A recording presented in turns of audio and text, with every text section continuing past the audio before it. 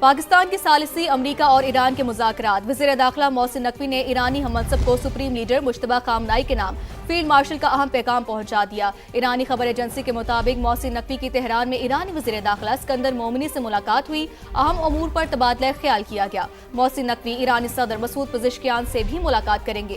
محسن نقوی کی ایرانی اسپیکر، وزیر خارجہ اور سیکریٹری سپریم نیشنل سلامتی کونسل سے بھی ملاقاتوں کا امکان ہے۔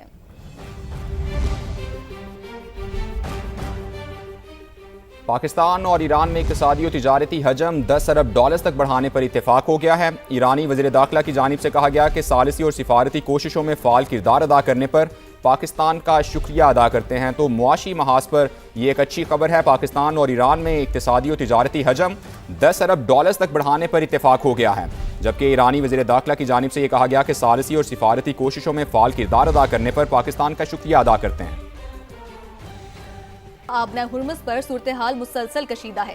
امریکہ نے مزید 2 ایرانی ڈرونز مار گرانے کا دعویٰ کیا ہے۔ سینٹ کام کے مطابق امریکی فوج نے دفاعی کارروائی کرتے ہوئے ڈرونز تباہ کیے۔ یہ ڈرونز بین الاقوامی بحری ٹریفک کے لیے خطرہ تھے۔ تو آپ کو اپڈیٹ کرتے چلے کہ بڑی خبر ہے جہاں پر بین الاقوامی سمندری گزرگاہ آبنہ ہرمز پر صورتحال مسلسل کشیدہ ہے۔ امریکہ نے مزید 2 ایرانی ڈرونز مار گرانے کا دعویٰ کیا ہے۔ سینٹ کام کے مطابق امریکی فوج نے دفاعی کارروائی کرتے ہوئے ڈرونز تباہ کیے۔ یہ ڈرونز بین الاقوامی بحری ٹریفک کے لیے خطرہ تھے۔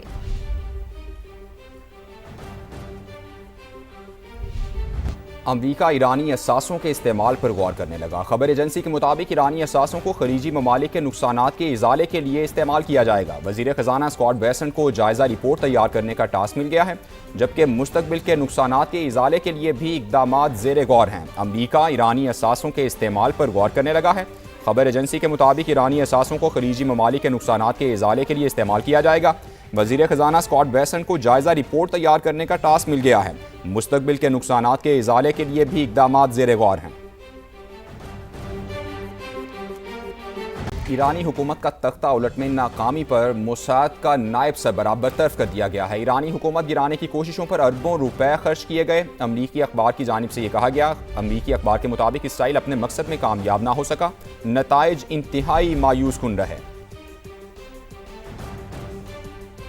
امریکی اخبار کی جانب سے یہ کہا گیا۔ امریکی اخبار کے مطابق اسرائیل اپنے مقصد میں کامیاب نہ ہو سکا، نتائج انتہائی مایوس کن رہے۔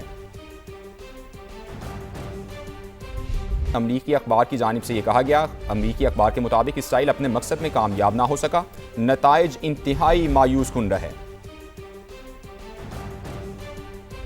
امریکی اخبار کی جانب سے یہ کہا گیا۔ امریکی اخبار کے مطابق اسرائیل اپنے مقصد میں کامیاب نہ ہو سکا، نتائج انتہائی مایوس کن رہے۔ امریکی اخبار کی جانب سے یہ کہا گیا۔ امریکی اخبار کے مطابق اسرائیل اپنے مقصد میں کامیاب نہ ہو سکا، نتائج انتہائی مایوس کن رہے۔ سول اسپتال کوئٹہ میں خاتون ڈاکٹر پر تیزاب پھینکنے کا معاملہ۔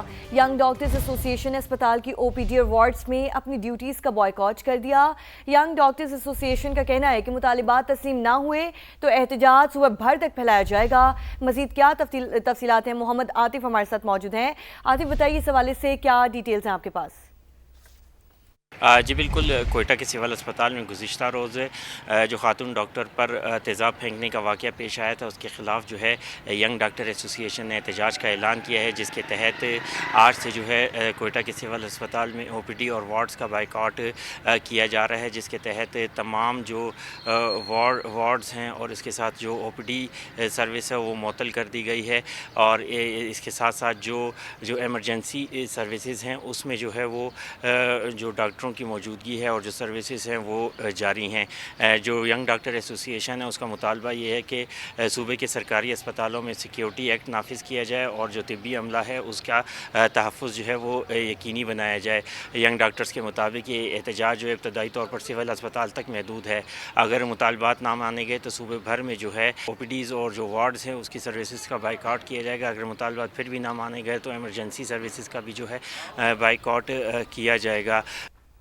ملک کے مختلف علاقوں میں آج سے 11 جون تک ہیٹ ویو کا خدشہ ہے۔ محکمہ موسمیات نے اسلام آباد سمیت 4 صوبوں کے مختلف مقامات پر درجہ حرارت معمول سے 5 تا 7 ڈگری رہنے کا امکان ظاہر کیا ہے۔ محکمہ موسمیات کے مطابق پنجاب کے مختلف اضلاع میں درجہ حرارت 48 ڈگری تک جا سکتا ہے۔ آئندہ 24 گھنٹے کے دوران شدید گرمی سے سندھ اور جنوبی پنجاب کے علاقے سب سے زیادہ متاثر ہوں گے۔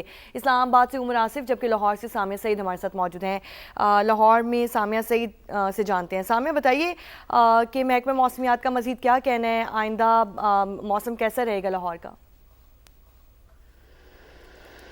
دیکھیں لاہور میں گرمی کی جو شدت ہے اس میں دن بہ دن اضافہ ہی ریکارڈ کیا جا رہا ہے۔ بارشوں کے ایک سپیل کے بعد یہ درجہ حرارت 38 ڈگری سینٹی گریڈ سے شروع ہوا تھا اور آج یہ درجہ حرارت 42 ڈگری سینٹی گریڈ تک جانے والا ہے، جبکہ اگر آپ فیلز لائک ٹیمپریچر کی بات کریں تو وہ 44 ڈگری سینٹی گریڈ تک آج کے دن جا سکتا ہے۔ جبکہ محکمہ موسمیات اور پی ڈی ایم اے کا جو ہائی الرٹ ہے اس کے مطابق لاہور میں پورا ہفتہ جو ہے وہ گرمی ہے وہ برقرار رہے گی۔ 11 جون تک لاہور شدید گرمی کی لپیٹ میں رہے گا، جس میں لاہور کے جو بیشتر علاقے ہیں وہاں پر دن کے اوقات میں درجہ حرارت جو ہے وہ 42 ڈگری سینٹی گریڈ سے زیادہ رہے گا، جبکہ زیادہ سے زیادہ یہ درجہ حرارت بتدریج بڑھتا ہوا 48 ڈگری سینٹی گریڈ تک بھی جا سکتا ہے، جو کہ ایک شدید زیادہ ٹیمپریچر ہے۔ آج سنڈے کا دن ہے، چھٹی کا روز ہے۔ اس وقت بھی میں جہاں پر کھڑی ہوئی ہوں، آپ یہاں جو سرفیس ہے زمین پہ کھڑا ہونا جو ہے وہ بڑا مشکل ہو گیا ہے، کیونکہ کسی بھی آپ ایک جگہ پر 2 سے 3 منٹ اگر مسلسل کھڑے ہو تو فوراً ہی آپ کو ہیٹ اسٹروک کا جو خدشہ ہے وہ لاحق ہو جاتا ہے۔ تو طبی ماہرین کا بھی یہی کہنا ہے کہ غیر ضروری طور پر تو گھر سے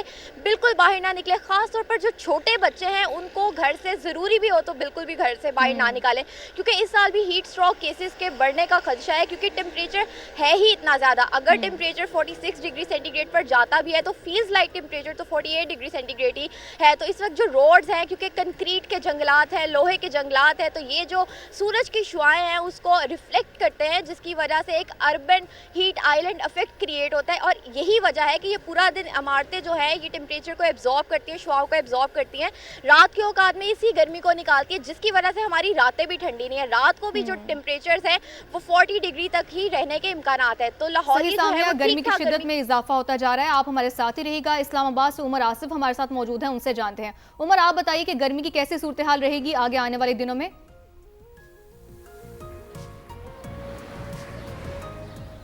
دیکھیں، اگر محکمہ موسمیات کی جانب سے ایک الرٹ جاری کیا گیا جس کے مطابق اسلام آباد اور اس کے علاوہ ملک بھر کے جو دیگر علاقے میں حرارت معمول سے 60 ڈگری زائد ریکارڈ کیا جا سکتا ہے۔ اس لیے اگر اسلام آباد کی بات کی جائے تو جیسے جیسے دن گزر رہا ہے گرمی کی شدت میں بھی اضافہ ہوتا جا رہا ہے۔ آج سب سے زیادہ درجہ حرارت اسلام آباد میں 40 ڈگری سینٹی گریڈ تک ریکارڈ کیا جا سکتا ہے۔ محکمہ موسمیات نے شہریوں کو ہدایت کی ہے کہ 10 بجے سے لے کے 4 بجے تک کے دوران گھر سے نکلنے سے اجتناب کریں، خاص کر خواتین، بزرگ اور جو بچے ہیں وہ احتیاطی تدابیر استعمال کریں۔